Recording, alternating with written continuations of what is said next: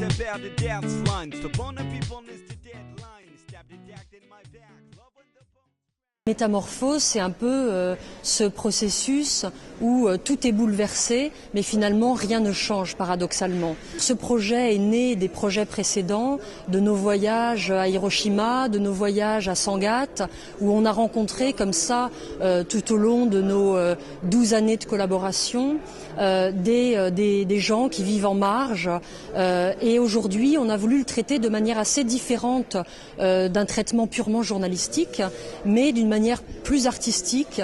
Toutes ces conversations derrière moi qui sont mises sur calque, c'est une espèce de brouhaha de mots, brouhaha de réflexion. Donc c'était intéressant d'avoir à la fois le côté livre où on peut se poser, et puis quand on traverse une exposition où on a moins le temps de lire, mais quand même on ressort et on a eu un chuchotement, on nous a dit quelque chose.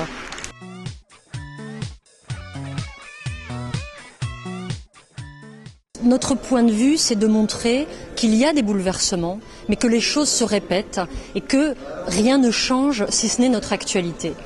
Et quand Géricault, quand Velázquez, quand Léonard de Vinci, quand tous ces peintres classiques ont fait leur chef-d'œuvre, ils ont raconté leur époque, comme des reporters finalement.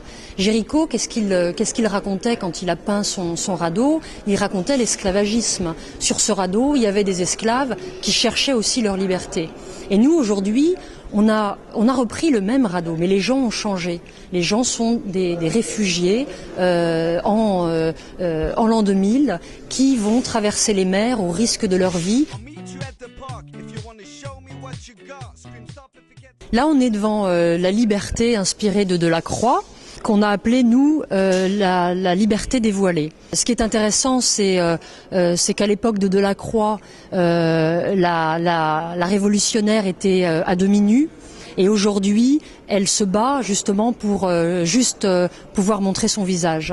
Pour cette photo, qui est évidemment l'inspiration des Ménines de Velázquez, on a voulu parler de cette puissance de l'artiste de créer des icônes.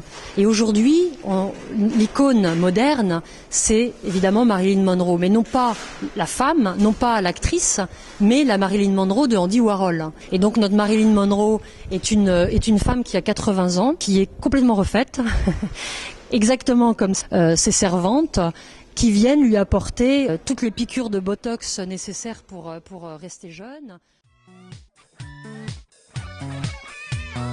This is about the dance lines. The bone of people is the